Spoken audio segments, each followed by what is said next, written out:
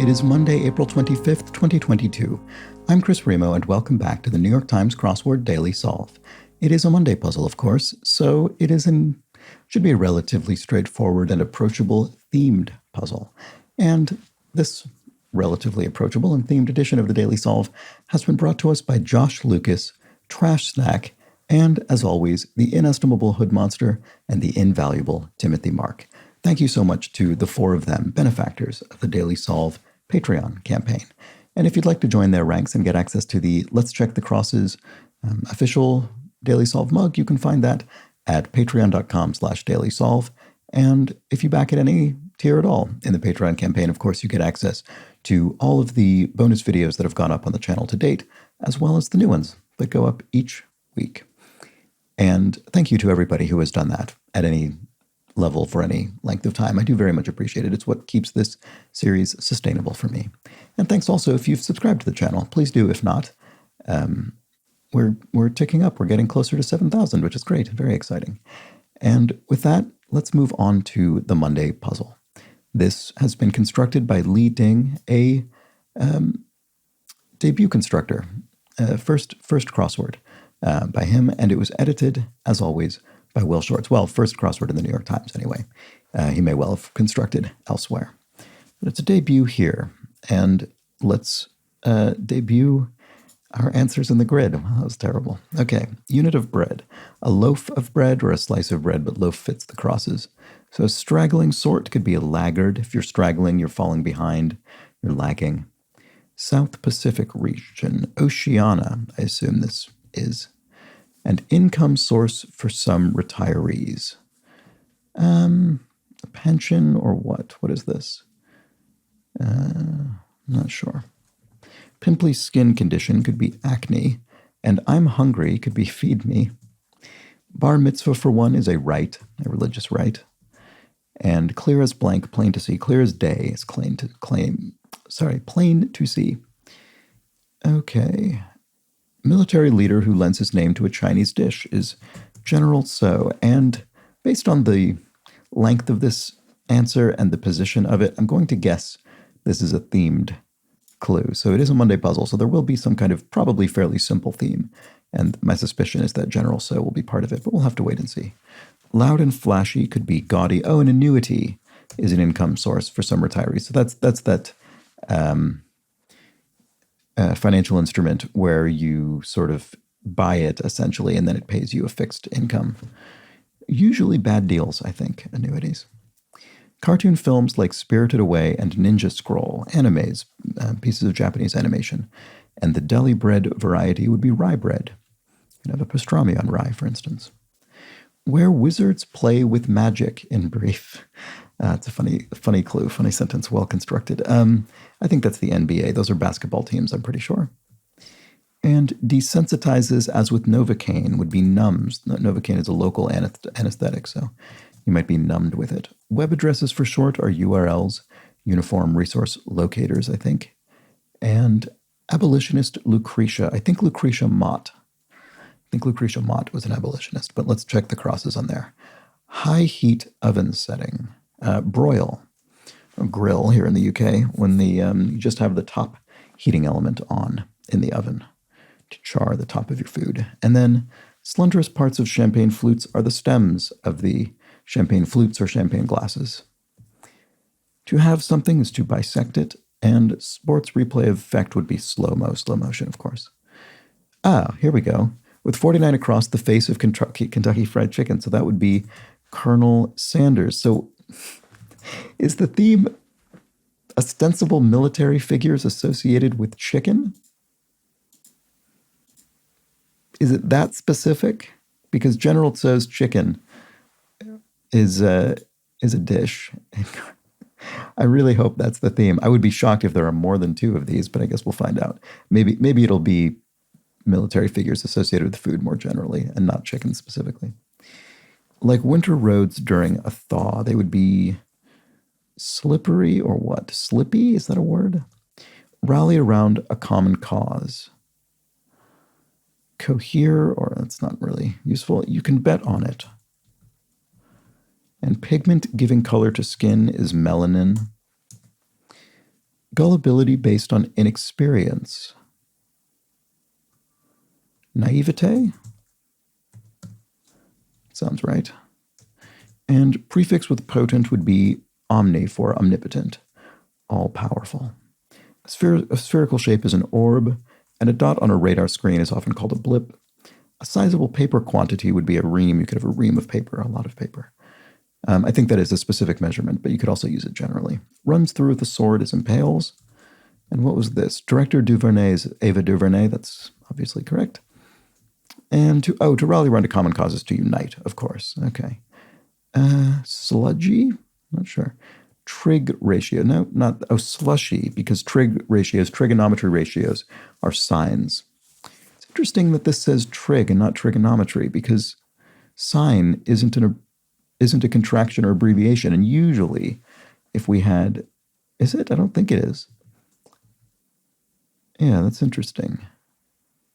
Because usually having the contracted or abbreviated version of a word like trig for trigonometry would signify that we're also applying that to the answer, but I don't think so in this case.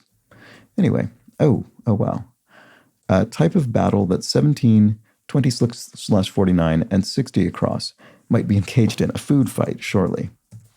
There we go. So General Colonel Sanders, and cereal mascot in a naval uniform, Captain Crunch, or I think it's stylized Cap'n Crunch.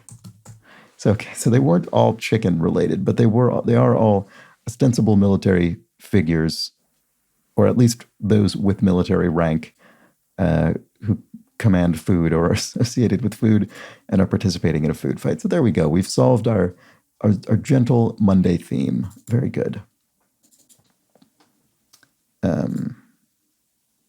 Yeah. Very good. Okay, get out of here. Leave. Grade, aged or, I suppose, right. So I was thinking grade as in the past tense of the verb. So grade, you got older. But in this case, it's using that as an adjective. That person is grade. That person is old. Modern family actress Vergara. Not sure. What about this? One making a list on Airbnb host. Oh, Sofia Vergara. That sort of sounds familiar. I think that's an actress. That needed that S, but I think that's right. Chocolate and caramel candy brand is Rolo. Pretty sure. And if something is more promising, it's something, what is it? Rosier. You could have a rosy outlook. And to locate something is to find it. A desert watering hole is an oasis. And Russian pancakes served with sour cream are blini. Thin, well, I guess not as thin as maybe a thin crepe, but a thin little pancake. And I think you can sometimes eat them with sour cream. You sometimes eat caviar on blini. Anyway. Shockingly vulgar could be obscene.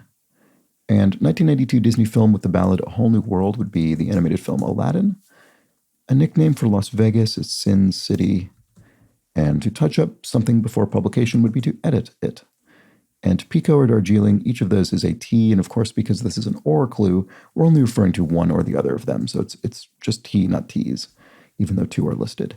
So Nick at Night, that was or maybe still is, I guess, a channel that shows old, I think generally mid-century, probably later than that now, American television. And Grammy winner who sometimes sings in Gaelic is Enya, that looks right.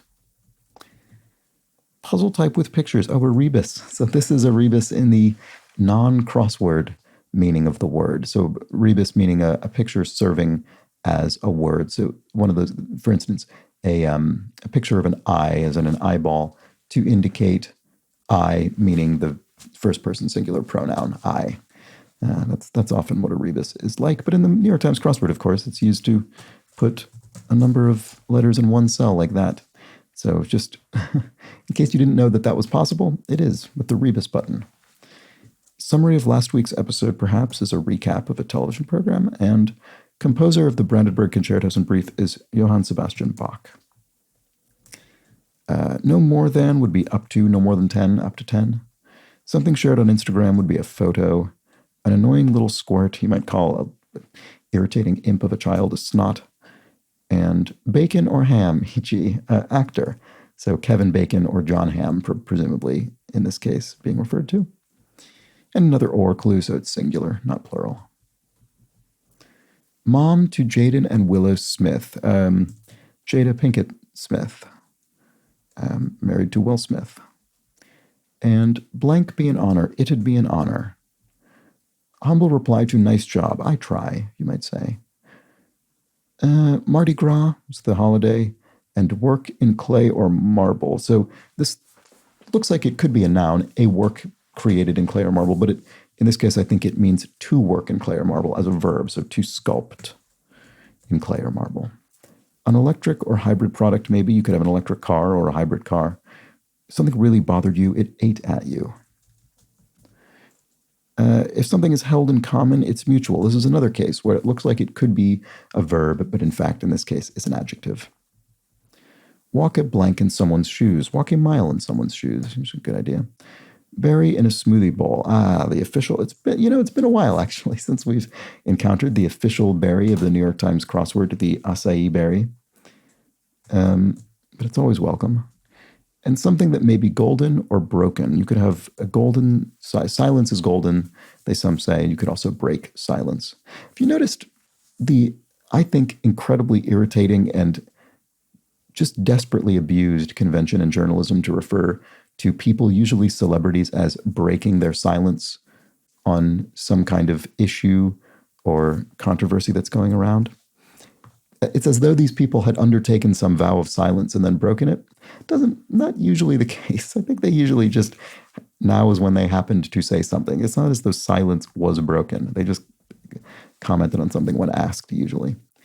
I find that kind of convention extremely irritating. Anyway, camel relatives of South America are alpacas. And here's the best part. Oh, get this, you might say. So let's just check the crosses quickly. To slump is to sag. And I guess everything else we've already seen. So here's the final clue. And I took the one less traveled by, Robert Frost, the American poet. And I think that is one of those poems that I should say, that if you grow up in the United States, that's one of the ones you definitely learn early on. Anyway, there we go. There was the Monday puzzle. A nice, I would say, fairly gentle Monday puzzle, as expected, as requested by Lee Ding, and a very a cute little theme, a short theme, only 3 answers, although one of them was compound. So I suppose technically it's 5 answers when you include the food fight. And you could call this one, the food fight, the revealer, which is what we call the answer that ties the whole theme together. Although in a way, it doesn't so much reveal the theme as cap it off. It sort of concludes it. It's less a revealer and more of a culmination. So General So, Colonel Sanders, and Captain Crunch are all engaged in a food fight. Very appropriate.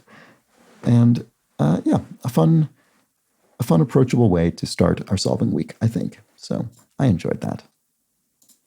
And let's move on to some clues from yesterday's puzzle. I think there are several, which is typical for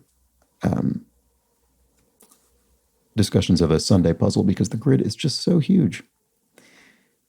So let's look at them. So Joe Zichterman covered three answers in one clue. Not necessarily corrections, but just interesting context. So Joe Zichterman says, for 10 down, Wotan, W-O-T-A-N, is an equivalent to Woden with W-O-D-E-N, Wodan, W-O-D-A-N, or Odin. All refer to the same deity. And so this was referring to the god in Wagner's Ring cycle, referenced Wagner's operas, the Ring, in yesterday's crossword. And I had remembered. So yes, I'm aware these are all Odin, but I had remembered the operatic version as being Woden with a D. Wasn't correct. It was Wotan with a T. And Joe Zichterman says the variability in his name makes it hard to track the history through various subcults under Norse theology, but Odin also has literally hundreds of names because he is capable of changing his form. No shame in not nailing the spelling right away. It's tricky. So thank you. I will accept your absolution. And Joe Sichterman has some more useful information. For the basketball clue, a bucket is generally a sunk shot. So this was buckets came up in yesterday's crossword.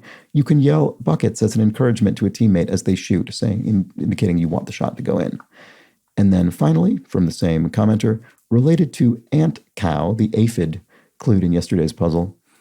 This refers to any aphid, no particular species, that produces honeydew, a sweet liquid. Ants are known to protect these aphids from predators in exchange for the sweet stuff. So these aphids act kind of like livestock for the ants. That is amazing. Wow. What an incredible piece of information. So thank you for that. All right. And now we'll move on to a comment from Patrick Van Brunt, who explains TERP, T-E-R-P, which was a athletic mascot referenced in yesterday's puzzle. TERP is short for terrapin, which is a type of turtle and the mascot of the University of Maryland. So thank you, Patrick Van Brunt. Any prophet says, oh, this is the bucket thing again. So this is an explanation of etymology of that term. The original goals in basketball were fruit baskets, so that's likely the origin of the slang term bucket, but like a lot of slang, it's not entirely clear. Yeah, very true. And Shammer08 explains Hemi engines, the term behind that.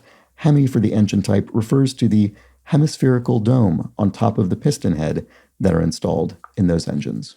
So there we go. Thank you for that. And I think that's all there was. Apologies if I missed your useful comment.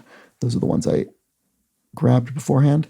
And thank you to everybody who helped to expand our collective knowledge here, I suppose.